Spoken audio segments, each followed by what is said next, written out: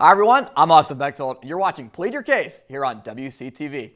Today I'll be joined by Tanner Cyprowski and Spencer Frattare to break down the latest trades and free agent moves in the National Football League, with one of the biggest trades of the year going down just moments ago.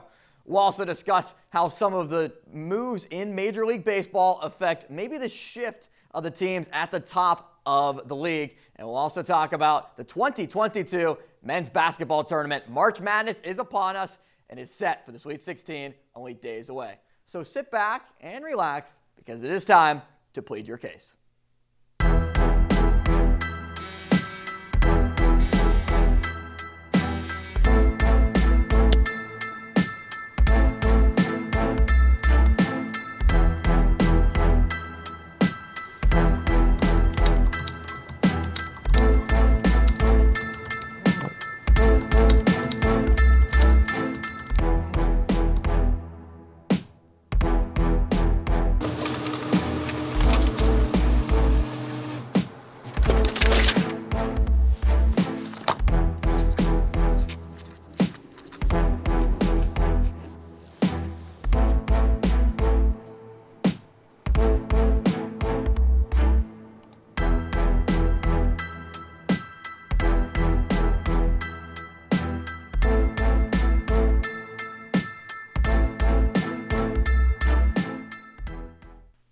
Welcome back to Plead Your Case. The Kansas City Chiefs and the Miami Dolphins made a major move today involving star wide receiver Tyreek Hill, trading Hill from Kansas City to Miami in exchange for a package of picks, including a first and a second rounder in this year's draft. So Tanner, what do you think this trade does to the landscape of not just the Kansas City Chiefs, but the Miami Dolphins and the AFC West being a jam-packed division after so many additions from the Chargers, Broncos, as well as the Raiders? Yeah, I could say that the AFC West is the best division in football, and it might have gotten a little bit less talented because Tyreek Hill left. This trade honestly kind of took me by surprise, because we've seen Pat Mahomes and Tyreek Hill have so much chemistry these last couple of years, making it to multiple Super Bowls. But now that Tyreek Hill is going to Miami, that also makes the Dolphins offense very dynamic now, with Mike Gesicki. Jalen Waddle played extremely well last season out of Alabama, rejoining his quarterback Tua Tagovailoa, which I still have some doubts about, but now adding one of the best receivers in the league with Tyreek Hill, I think it definitely makes the Dolphins better. They gave up a lot of draft picks for him, but I think it's a good move, and it's going to be an interesting move and something definitely to keep your eye out on for this season. And there's been speculation for a while, at least there was before Deshaun Watson, who we'll get into a little bit later on. They decide to stick with Tua in Miami and load up with multiple different skill position players around him. Spencer, do you think that that's the right decision for Miami, or really the only decision at this point? You know, I'm kind of with Tanner on this one. I've doubted Tua for a while, and this is the year we're really going to see if he's good or not. He's got his offensive pieces around him now. Last year there was only Jalen Waddle, really. Gesicki was okay. Now you have a veteran wide receiver like Tyreek Hill, so we get to finally see if Tua can prove himself and maybe they can make a run in the playoffs. I honestly think Miami won this trade big time. I mean, the Chiefs, they got 5 picks, including one in the first round this year. But altogether, guys, I mean, I am very excited to watch this rookie, almost a sophomore now in Jalen Waddle, and this veteran Tyreek Hill duo of wide receivers run against and with Tua. Hill also got paid a new massive contract to make him one of the highest paid receivers in the entire game. And another trade that went down, and this really is, guys, probably the biggest year in the offseason ever for trades in the NFL. Usually you see these types of blockbusters in baseball and hockey, in the NBA, but the NFL is now getting in on the fun, as it typically does. And one of those moves being Deshaun Watson for a package of 3 first-round picks and much more to the Cleveland Browns. Spencer, I'll start with you. What was your instant reaction to the move of Watson now becoming a Brown and basically spurring Baker Mayfield now to try to find a new home? Well, I'm glad you mentioned Baker Mayfield, guys. As a Browns fan, I could not be more happy to get rid of Baker. I can't stand him. I think he does better in his progressive commercials. I cannot wait to see the news that says Baker Mayfield is officially gone from the Browns, traded, dropped. I don't care. I want him gone. I am ecstatic for Watson. I cannot wait to see him play. I think he will play all these off-field activities that are going on, and I want to put that behind him. He has potential, and this Browns team, they're not going to go to the Super Bowl because the Browns are comically bad for the past many years, but they can make a playoff run. I think they can do something with the Deshaun Watson ad. Altogether, I'm just so excited to see Baker Mayfield going out of the Browns. Yeah, 22 civil suits still pending against Deshaun Watson, and more than likely a suspension that's going to come down on him. Now, I don't think this is going to happen. But what if the Browns kept Baker for that time when Watson's going to be suspended, just to play him and then trade him at the deadline? That would not be any bit right at all for the Browns. I don't think it's going to happen, but it's just something that popped into my mind at that point because Watson probably will be suspended, Tanner. And do you think that this makes the Browns a legitimate threat in the AFC this year? I don't have as strong as an opinion as Spencer did, obviously. I don't think Baker Mayfield was a horrible quarterback. I don't think he's good. I think he's somewhere in between that gray area, but I don't think he's the type of quarterback that team needs to lead them to the playoffs or an eventual Super Bowl run. So I think the Browns going out and getting Deshaun Watson, they paid a lot of money for him. I mean, honestly, he's one of the best quarterbacks in the league. We've seen that for the last couple of years playing with the Houston Texans. Now you bring him on the Cleveland Browns. They still have Jarvis Landry for the time being. They signed Amari Cooper. They have one of the best running back duos in the backfield in Kareem Hunt and Nick Chubb. So that offense is extremely explosive. It's probably going to be one of the best next season, I can say. The defense wasn't too bad last season, so I think just replacing Deshaun Watson with Baker Mayfield makes a big leap for the Cleveland Browns, and I agree with Spencer that they can make a playoff run. And I'm not counting out the Super Bowl for them yet either. Yeah, but at the same time, Spencer, do you think that they can actually make a run if Watson's not playing, if Jacoby Brissett has to start for half the season and, you're paying Watson huge money? I know the cap hit isn't much this year, but this is not Baker Mayfield's rookie contract where you can afford to pay two running backs, star linemen, and wide receivers are now coming away from the Browns too. Yeah, in the scenario you mentioned, I don't think it's going to happen. It obviously could, but I honestly think Watson's going to play. These 22 civil suits, his prior suits were dismissed. I think there's a chance these get dismissed, and I am almost 99% sure he's going to play. I'm hoping he plays, but again, I do agree if the chance he doesn't play, the Browns are going to be a little bit rough. Hopefully, after all these civil suits are dropped, though, and if he has to join the team halfway through the year, maybe not till next year, whenever Watson does come back, this Browns team, I think, can make the playoffs. Quarterback movement has been very prevalent this year. Matt Ryan was traded to the Indianapolis Colts. Russell Wilson was traded to Denver as one of the first dominoes to fall this year. We also saw Mitch Trubisky sign with the Pittsburgh Steelers. Jameis Winston retained by the New Orleans Saints. And this is without Jimmy Garoppolo, who was the big name at the beginning of the year. He's still in place with the San Francisco 49ers. Tom Brady came out of retirement after being retired for less than the baseball lockout was. And Aaron Rodgers decides that he's going to stay in Green Bay as well. And Davante Adams, maybe collateral damage for that new highest paid quarterback contract for Rodgers, being traded to the Las Vegas Raiders. Out of all these moves, what do you think is the most impactful for one of the teams? As far as I think the biggest moves were Aaron Rodgers re-signing, because obviously he's one of the best quarterbacks in the league. I think Russell Wilson going to Denver, I think it's a big move just because it's Russell Wilson. But I think the biggest move of the offseason was Davante Adams going to the Las Vegas Raiders. I mean, that offense was good anyways. The defense stepped up in the second half of the season.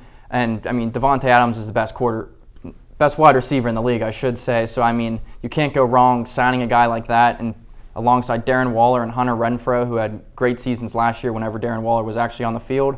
So I think Aaron Rodgers re-signing with the Packers was probably the biggest move, but I think Davante Adams going to the Raiders is going to be the most impactful. Yeah, and I could not agree more with Tanner. The Davante Adams trade, it blew everyone away. Everyone was shocked. My roommate, who's a huge Raiders fan, was shocked. He was all hyped. I don't think anyone saw it coming. I think it's going to be solid for this Raiders offense, who you mentioned earlier, Renfrow and Waller. They were both solid last year, and now you add arguably the best wide receiver in the NFL right now, Davante Adams. That's going to be a huge big three, along with their quarterback, Derek Carr, who it's not like he's been playing bad. He's been playing very well, very good football. And they also have that Fresno State connection with Adams and Carr. So I think that duo alone is going to be a threat in the AFC West. I have to disagree with you guys. Now, I agree that Davante Adams is such a major piece, and he's probably the best wide receiver in the entire game, and it is very impactful for the Raiders to be able to get him. But wide receivers can commonly be seen as icing on the cake, with the quarterback being the main foundation, and that's why I think Russell Wilson to Denver is such a huge move. Now, he's still in his prime. He got beat up multiple different times behind that horrible Seattle offensive line. He was really the only player on that team offensively other than DK Metcalf that had a major influence on what would happen for that entire team. Him and Tom Brady coming back out of retirement is huge. Wilson leaves the NFC. It's basically Aaron Rodgers and who else for Tom Brady to be able to deal with. His division's not very good in the NFC South. The NFC East is not very good. The NFC West, I could argue, is probably the best division in the NFC, but you basically got to go up against Matt Stafford. And rookie Trey Lance, I think you pick your poison there. I think you'll take it. So I think Wilson, though, going to the AFC is a big thing, but Brady coming back, I think, is also something that nobody necessarily saw once he retired. I did not think that he was going to retire at all. But once he came back, I think that him going back to Tampa Bay is such a critical aspect, and really why I think Tampa Bay is having one of the best off seasons because of that, being able to retain Leonard Fournette as well as Chris Godwin. Godwin being injured, but going to be able to come back. So who do you guys think, Tanner, start with you, had the best off season overall? I don't want to be biased again. I feel like I am every time I'm on this show, but the LA Chargers, man, they signed Khalil Mack, barely gave up anything for him. They signed J.C. Jackson, one of the best secondary players in the NFL. You match that with the offensive line that stepped up tremendously last season. Justin Herbert, top 5 quarterback in the NFL. They re-signed Mike Williams to go along with Keenan Allen. They just signed Gerald Everett from the Seahawks to fill in that tight end position. You got Austin Eckler in the backfield. So offensively, defensively, I think they have it this year, and basically it's a playoff run or bust for the Chargers this season, I think. Yeah, without a doubt, I think it's the Las Vegas Raiders. I mean, there's no question about it. They made the playoffs last year, and they lost. And it was a close game, and they lost on a controversial call where Joe Burrow threw a touchdown pass. The whistle had been blown. If you take that touchdown away, it's a tie game. There's a chance the Raiders move on past the Bengals, who made it to the Super Bowl. Now, you're going into next year, you add the best wide receiver in the league, which is another offensive threat for Derek Carr, who I think has a chance of being the MVP next year. He was in the early runnings this year, and then Brady and Matt Stafford took over and guys like that. But I think Derek Carr can lead this offense of the Raiders to a Super Bowl win next year. Good choices, but I think two under-the-radar teams are the Cincinnati Bengals, who added a couple offensive linemen to be able to protect for Joe Burrow. And Burrow, we know the capabilities that he has at the quarterback position, but was getting completely beat up behind that offensive line. And the Pittsburgh Steelers added some pieces to the offensive line as well. Mason Cole, James Daniels. You bring back Montavious Adams on the defensive line. They add Ahkello Witherspoon back, Levi Wallace from the Buffalo Bills. Mitch Trubisky at quarterback. Now, this might be a Steeler team that squeaks into the playoffs at the 6 or 7 seed. This is not a team at the moment that might be able to supplant the Cincinnati Bengals. But optimism in the city? Maybe just let's wait and see. But when we come back, we'll swing for the fences here on Plead Your Case and break down MLB spring training and the recent offseason moves in Major League Baseball. Coming up.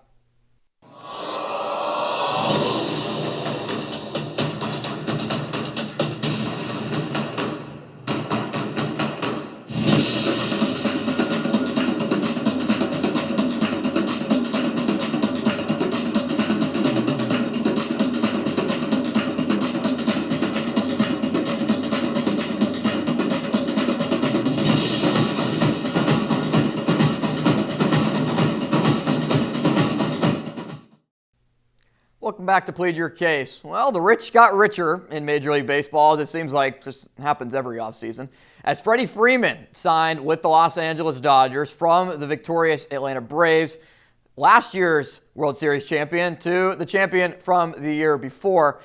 So, Tanner, do you think that Freddie Freeman going to the Dodgers is just adding on to a team that is completely and utterly stacked, or do you think that the shockwaves felt throughout the Atlanta Braves organization? They did trade for Matt Olson, but losing Freeman is a really big hit for one of the best teams in the National League. I think Freddie Freeman going to the Dodgers just kind of blows them out of the water ahead of everybody else. I think the Braves did a pretty good job of signing Matt Olson to kind of try to replace him, even though I think last season, especially because they won the World Series, Freddie Freeman meant so much to the city of Atlanta. There's a lot of upset fans. There's still going to be a lot of upset fans. But Matt Olson is a solid first baseman. Him coming over from the Oakland Athletics. I mean, he's a good hitter. He's great defensively. I think Freddie Freeman was one of the best players last season in the MVP race as well. But I think his talent going to LA, it just boosts them so much higher up above everybody else, which seems like we say that of every free agent that goes to the Dodgers, but I think this one might be the one to do it.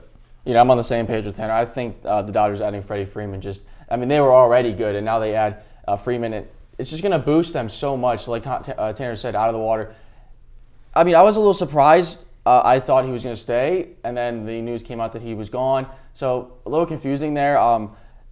Like I said, they win in 2020, and now they pick up Freeman. So the Dodgers are just going to be way, way ahead of every other team in the MLB, I think, statistically.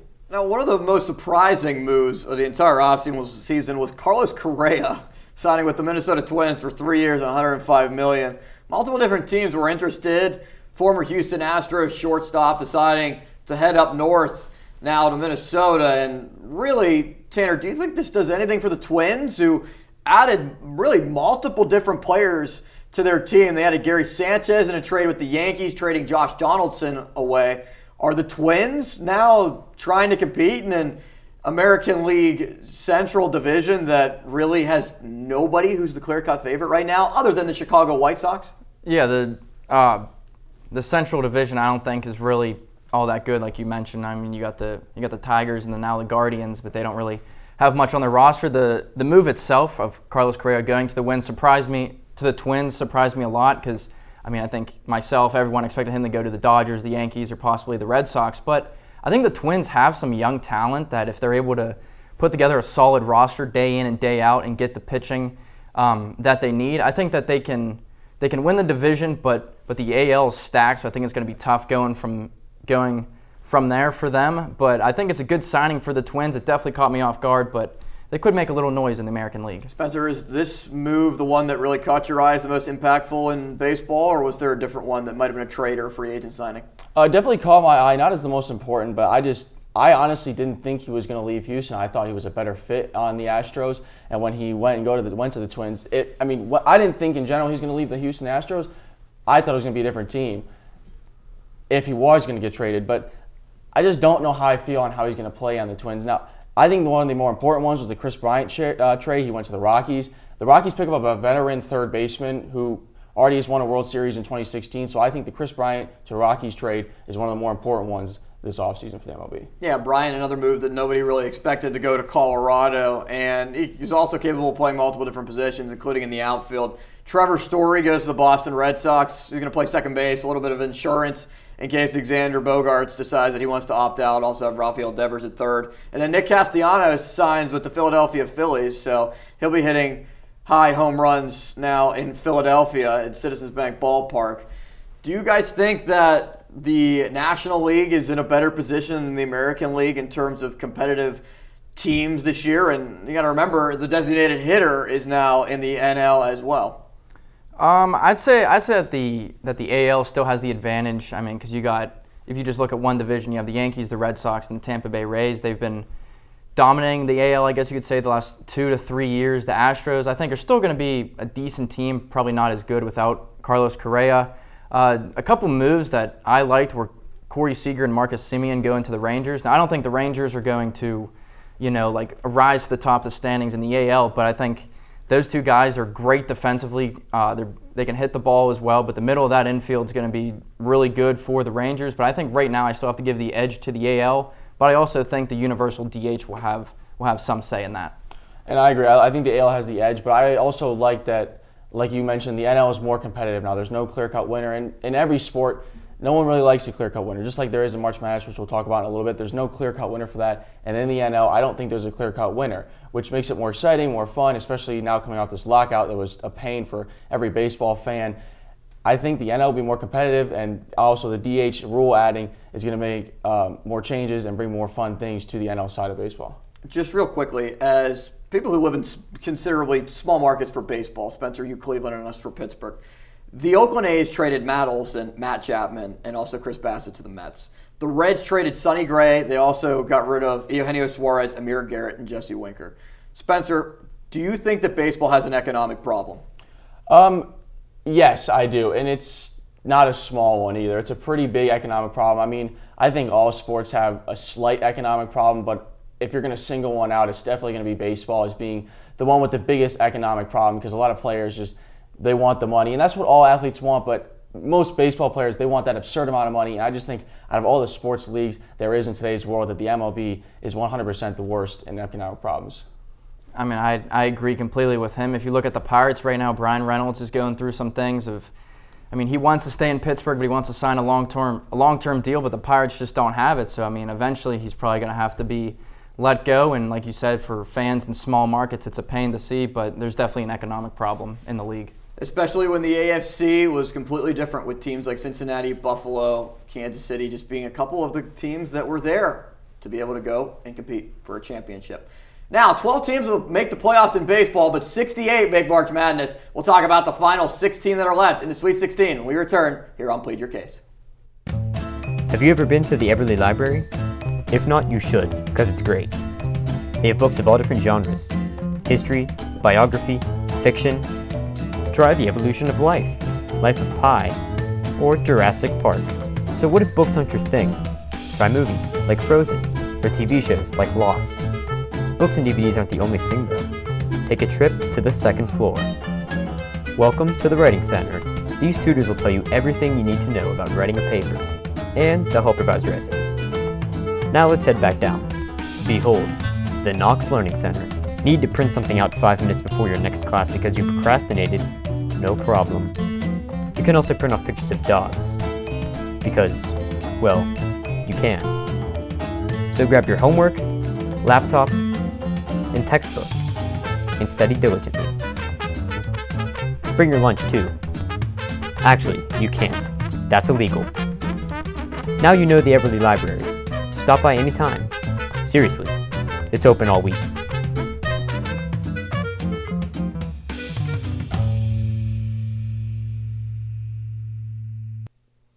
Welcome back to Plead Your Case. 2 rounds of March Madness are now in the books, with the round of 64 and the round of 32 concluded with St. Peter's, the Cinderella, at the dance this year, a 15 seed, defeating Kentucky and Murray State to advance to the Sweet 16. Guys, I can't say that I saw St. Peter's coming at all. Now, I predicted Kentucky to lose in the second round to Murray State, and Murray State go to my Elite Eight. So now I kind of look stupid in that regard too, like a lot of people that pick Kentucky to go really far. What did you guys have in your brackets that maybe is something that is outstanding to you? And did any of you see a Cinderella like St. Peter's this year coming? I mean, obviously there had to be a Cinderella story just because it's March Madness, the best sporting event on the planet. I mean, my bracket was pretty much busted after day one, thanks to Iowa and Alabama, but that's a different story. My final was Kansas versus Gonzaga. They're both still there. I have Kansas winning it all. I've been saying that since about the middle of the season, that if Ochai Agbaji, Christian Brown, and especially David McCormick can play really well together, which they have been, they're a very dangerous team, even though they like to choke in the tournament a lot. So I had Kansas winning it all. I'm still going to stick to that. But as far as upsets go, the teams that I took just didn't reach it, and I don't think many people saw St. Peter's making the run that it's doing right now. Yeah, I'm same page as Tanner. My bracket was, after day one, after Iowa losing, that's another story for another day. But I think I can speak for everyone when Kentucky lost to St. Peter's. I think everyone was shocked. I mean, a lot of people picked Kentucky to go far. Kentucky had the team this year. They had the center. They had every position filled out that they needed to. Statistically, they were one of the best teams in college basketball. And they go into this tournament as heavy favorites. They were the number 2 seed, but they were still heavy favorites. And then to go and on a primetime, nighttime game, they lose to the 15 seeded St. Peter's Peacocks. I was shocked watching it. And I think everyone else was. This St. Peter's Peacock team is a very, very good team. They're from New York. If you've ever played basketball in New York, pick up whatever. It's tough down there, and Coach Sheen Holloway said that. He said, our guys are tough. We're not going to get bullied around. We're not going to get pushed by these number 1 seeded, number 2, whatever seeded teams. I mean, New York basketball is one of the toughest basketballs ever played. So do I think they're going to go farther? No, I don't think they're going to get past Purdue. Purdue all around is a very solid team this year, but it's March Madness, and like we've already seen, anything can happen. As John Rothstein would say, it's not anarchy, it's just March. It's March Madness. And we saw teams like Tennessee, who was a 3 seed, but a lot of people thought should have been a 2. They went down early. Auburn, who I had in my Final Four, lost as well in the second round to a surprising Miami team, as well as Baylor. Now, I predicted North Carolina to defeat Baylor due to the team really being dosed with injuries, and Baylor, we have not had a repeat champion in a very long time in college basketball, and I don't think it's going to happen. again for a very long time, but I had Gonzaga, Arizona, UCLA, and Auburn in the Final Four. Still got 3 of those teams left, with Gonzaga defeating Arizona in the championship game. Spencer, is there any amendments that you would want to make to your bracket and your championship or Final Four? To be honest, guys, I had Miami going to the Final Four, and about 10 minutes before the brackets locked, I changed it and had them losing in the second round, and now they are heading to the Sweet 16. So, I mean, again, it's impossible, as we've seen so far, to predict a perfect bracket. But right now, there's no clear-cut. I don't think there's a clear-cut winner. I mean, right now, my final 2, I don't want to be that guy, but Gonzaga and Arizona, I think I have Arizona winning. I don't think they will, though. I just want them to win. It's going to be very tough to beat this Gonzaga team. I know Drew Timme, he's been there for a while. He is one of their, I think he's the best power forward in college basketball. And then you add it up with, yes, the skinny Chet Holmgren.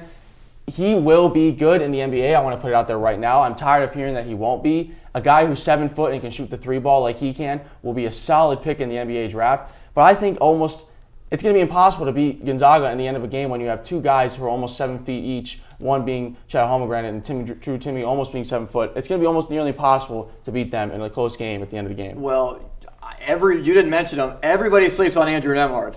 He is a fantastic guard. He was great at Florida, and he was great at Gonzaga, really. Not even talking about his past before getting to Gonzaga, because he's always been a fantastic player in college. And for Gonzaga, he's been, I think, one of the best guards that's slept on every single year that he takes the floor, consistently one of the best out there. But Tanner, plead your case for one of the teams. I'm so happy that you brought that up about Andrew Nembhard, actually, because I've been saying that for the last 2 years. He's the most underrated, most underappreciated player in the entire country, because he gets overshadowed by guys like Jalen Suggs last year, Drew Timme, and Chet Holmgren this year. And I think he does what he has to do for that team to propel them to the championship every year, which he did last year, looking to do again this year.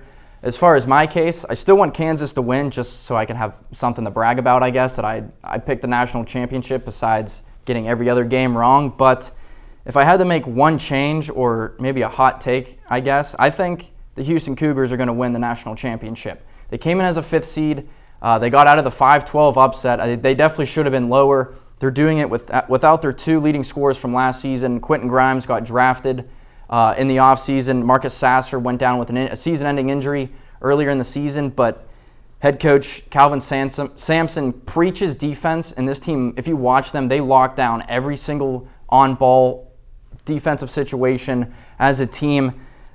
They do a spectacular job on defense. They gave up 68 points to UAB in the first round, but only 53 to a very good Illinois team as well. Jamal Shedd, Taze Moore, and Fabian White have been playing absolutely insane the second half of the season into the tournament. So I still want Kansas to win just for my own personal pride, but I think the Houston Cougars are going to become champions this season. Yeah, I was at that Illinois and Houston game at PPG Paints Arena for the second round, and yeah, Moore is a fantastic scorer. And the way that team plays defense against an Illinois team that is solid offensively, they're okay. Big Ten is a great conference. Haven't been that great in the tournament, but 2 other teams that I like are UCLA and North Carolina. A lot of people didn't give North Carolina much of a chance to even make the tournament, which, as an advocate for UNC basketball, I wasn't really sure why. They go in as an 8 seed, and if there was any number 1 seed that UNC would have wanted to play, it would have been Baylor. Matched up really well. Now, when Brady Manick got ejected for a flagrant 2, that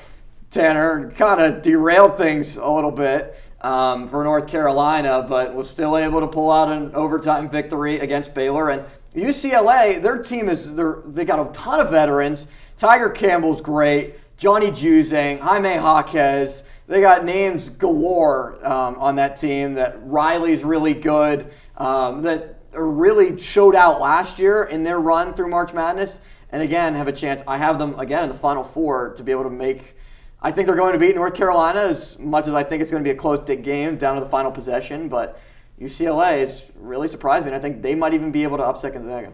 Yeah, I said at the beginning of the tournament when the brackets came out that UCLA is either, because no one was really talking about them, which surprised me because they did make that run last season, being one of those play-in teams as well. They pretty much returned the exact same team, but again, nobody was talking about them. I mean, they come in as a 4 seed. They kind of got overshadowed by Arizona a little bit because Arizona, I think, is better than UCLA. But I said that UCLA is either going to get upset early or make a very deep run into the Final Four. And I mean, it would be an upset if they lose to North Carolina here in the Sweet 16, but I think they're another dangerous team to look out to. If they have to match up versus Gonzaga, again, I would take Gonzaga in that matchup, but again, UCLA could be very dangerous with those names that you mentioned. Well, real quick, guys, I have UNC taking that, but no one's mentioned Duke. This is Coach K's last season. I feel like Duke is just the comical team of March Madness, of college basketball in a whole. They always have these good teams, but most of the year in March Madness tournaments, they end up choking in some way. This is Coach K's last season, and I think they're going to make a run. Pablo Banchero has been one of the best college basketball players all year. I think he's going to lead them to at least the Elite Eight. There's a chance they beat Zaga. There's a chance, and I'm telling you, just because it's Duke's last season with Coach K, I think that there's just going to be some of that March Madness magic that happens, and if enough players and enough guys show up for Duke, there's a chance they come out and beat Zaga because they beat MSU so well. That was a great game, and Coach K drew up great plays at the end of the game to end that. But to be honest, guys, if I had to repick my bracket, I think I'd have Duke going to the Final Four, or maybe even the championship game. So what number one seed do you guys see going down first? Tanner, you have Kansas winning. I have Gonzaga winning. Spencer, I think we're all high on Arizona, but they were one play away from losing to TCU in what could have been a foul call at half court in the final couple seconds. So do you think that Arizona maybe is that team that loses next, or what do you say? Not being biased, I have Arizona winning. I don't think it was a foul call. There was a ton of controversy. I think it was a flop, without a doubt. He got bumped a little bit, but in the end of a game scenario like that, you can't call it. The refs are not going to call that. Like he had to have understood that. Refs do not call small fouls like that in the end of the game. They want it to be exciting. The fans want to see exciting stuff. Now, Arizona they ended up winning, but they choke. If Terry lays it up, they win the game instead of trying to showboat and throw a dunk down. I honestly don't think Arizona's the first one to go out. Unfortunately, Tanner, think Kansas is going to fall before Arizona or Gonzaga does. I'm still not on I took Providence to lose in the first round, who's matching up with Kansas right now. And again, I've said it since the beginning of the year, if that big three in Ochai Agbaji, Christian Brown, and David McCormick play well, they're going to make a very deep run. I think Arizona, no offense, Spencer, is going to go down first for the first one seed here in the Sweet 16. Just because what I was saying before, Houston, they're just a tournament team. They're like, I kind of compared them to Syracuse the last couple years. They sneak in as a 10 seed, a 11 seed, and they end up making it to the Elite Eight or Final Four. But I think Houston is built for March Madness. They are locked in defensively. They can score the ball with guys like Jamal Shead and Taze Moore. As I mentioned, he's a freak athlete, and you saw it in person, which would have been something incredible to see. So I'm going with Arizona being the next one seed to go down, and again, I'm just going to continue to ride the Houston Cougar train. At this point, I think it's just best to sit back and relax, just like we hope you have done for this episode of Plead Your Case, and just watch and enjoy everything that comes with March Madness. So for our director, Tyler Zeman, and our producer, Brock Owens, as well as Spencer Frattare and Tanner Cyprowski, I'm Austin Bechtold, saying so long and thank you for watching Plead Your Case here on WCTV.